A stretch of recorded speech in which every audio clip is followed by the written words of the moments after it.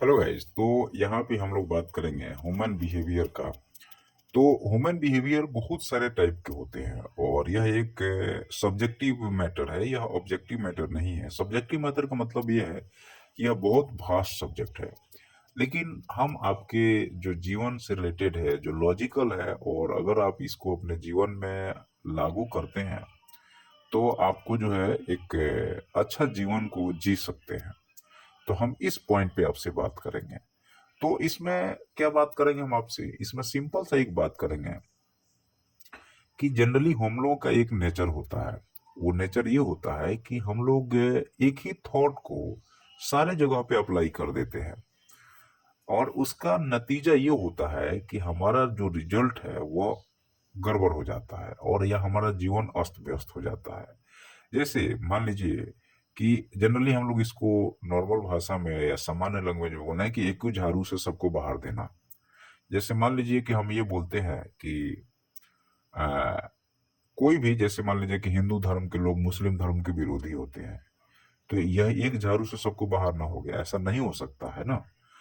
लेकिन सामान्य वर्ड में ये बोलना सबको पसंद आता है, लेकिन रियलिटी कुछ अलग ही होती है। जैसे पढ़ने लिखने का जो तरीका है, तो पढ़ने लिखने का तरीका ये होता है कि आप कोई चीज मान लीजिए पढ़े या कोई चीज आप देखे, तो अब जब देखे तो उसको ऑब्जर्व कीजिए। ऑब्जर्व करने के बाद में उसमें क्या चेंजेस आ रहे हैं उसको बहुत माइन्यूटली आपको देखना पड़ेगा।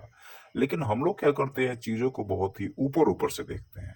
तो जब आप चीजों को ऊपर ऊपर से देखेंगे तो उसका नॉलेज भी आपको ऊपर ऊपर से ही होगा, और जब ऊपर ऊपर से होगा तो उसमें आप डीप में नहीं जाएंगे, स्पेशलाइजेशन नहीं होगा, तो वो नॉर्मल ही आउटपुट आपको देगा। जैसे कोई बिजनेस मॉडल है, बिजनेस मॉडल को आप अगर डीप में समझेंगे तो उसके हर एक बारीकियों को आप समझेंगे तो जाकर के वो आपको फायदेमंद देगा। जैसे कोई आप चैप्टर पढ़ रहे हैं तो ऊपर ऊपर से पढ़ लेंगे तो आपको उतना ही नॉलेज रहेगा, लेकिन अगर आप डीप में जाके अगर उसको पढ़ेंगे तो आपको एक डीप नॉलेज होगा, तो आप हर एक पहलू पे ढंग से विचार कर पाएंगे।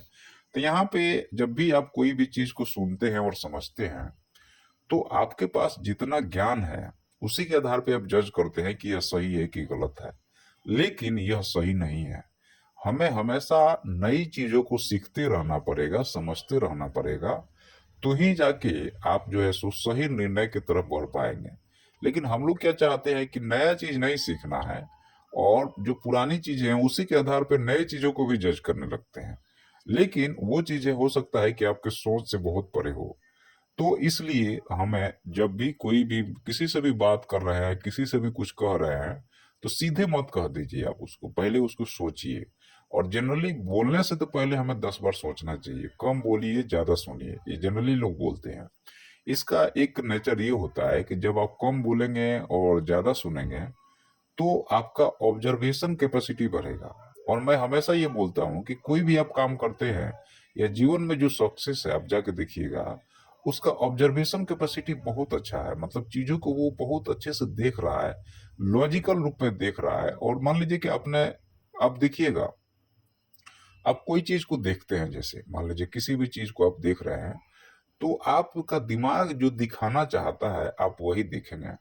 जैसे आप रास्ते से गुजर रहे हैं तो आपको हजार चीजें दिखती है, लेकिन आपका दिमाग उस टाइम पे जिस पॉइंट पे चल रहा होगा ना, वही चीज आप देख पाएंगे। जैसे आप पढ़ रहे हैं, टीचर पढ़ा रहा है क्लास में, तो आपका दिमाग अगर कहीं और है तो दिमाग आपको कोई और चीज दिखा रहा है, तो आप वहां पे नहीं रह पाएंगे, या वो चीज आप सीख नहीं पाएंगे।